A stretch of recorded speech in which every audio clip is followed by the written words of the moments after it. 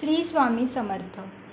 समस्त जीवांस अक्कलकोटमध्ये प्रत्यक्ष दिसणारी परब्रह्ममूर्ती चैत्रवद्य त्रयोदशी सहवद्य चतुर्दशी शके 1800 सन 1878ला समाधी लीलेचे निमित्त करून पृथ्वी तलावरून गुप्त झाली.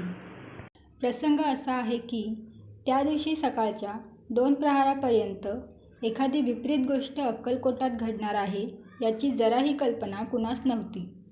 मागील 15 दिवसात काहीतरी विचित्र लक्षणे श्री दाखवित होते हे खरे. 12 दिवस त्यांनी अन्नही घेतले नव्हते. पण त्या दिवशी काकूबाई व इतर भक्तांच्या विनवणीवरून थोडी पेज घेतली. मग त्यांना निजविले. तेव्हा बाळप्पांनी सुपारी दिली, ती घेतली.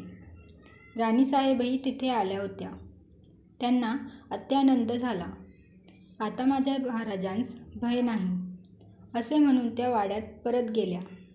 पण त्या दिवशी समर्थ कृपेने साधुत्वाला पोहोचलेल्या असंख्य साधकांचा हृदयाचा ठोका चुकला हे खरे. पेठेतल्या चोळप्पांच्या घरात महाराजांची गाय व वासरू होते.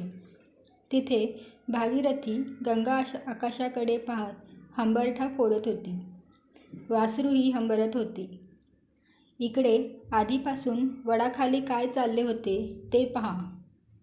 दुपारी 1 वाजण्याच्या सुमारास श्री स्वामी गुरूंनी आपल्या सर्व जनावरांस समोर आणण्याचे फर्माविले.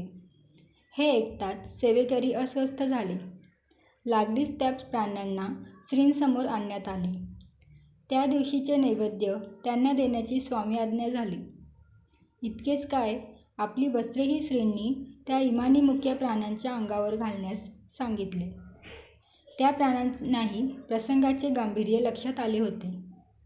त्यांच्या डोळ्यातून अश्रुधारा वाहत होत्या. नित्य सेवेत अंतर पडणार म्हणून सेवेकरांचे हृदय पिळवटून निघाले होते. कसे तरी आवाढा गिळत नजर चुकवीत ते स्वतःशीच प्रार्थना करीत होते. ब्रह्मांड नियंता स्वेच्छेने लीला दर्शवित होता.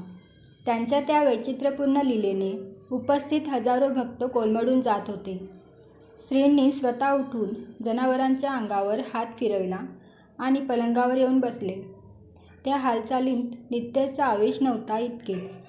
एरवी समर्थ दर्शनाने आनंदाने सळसळणारा वटवृक्षही मौन धारण करून होता.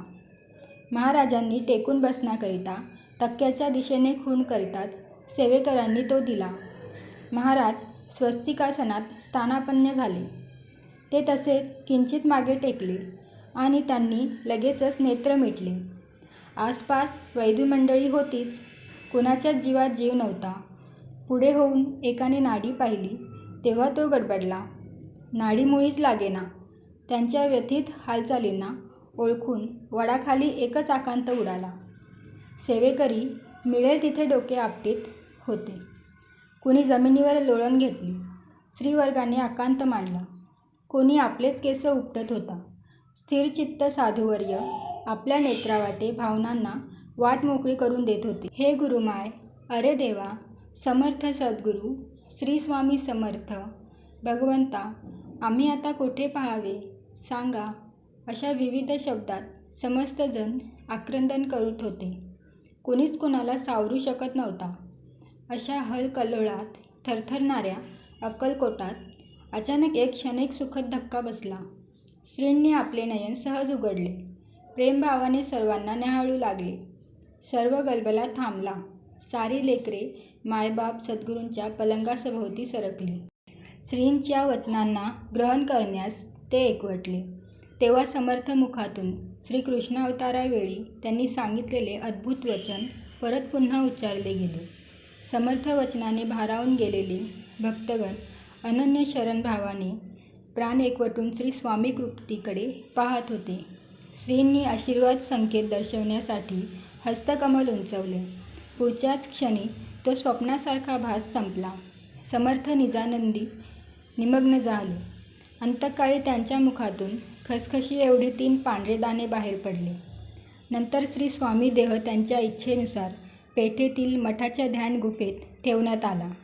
वाजत गाजत मिरवणुकीने ढोलताशांच्या गजरात आतिषबाजीत त्यांच्या या समाधी लीलेस अंतिम स्वरूप देण्यात आले. मग दगड लावून समाधी बंद करण्यात आली. मंगळवार 30 एप्रिल 1878 शके 1800 दुपारी 2 वाजता चैत्र वद्य त्रयोदशी संपूर्ण चतुर्दशी सुरू झाल्यावर सायंकाळी 4:30 वाजता ही घटना घडली.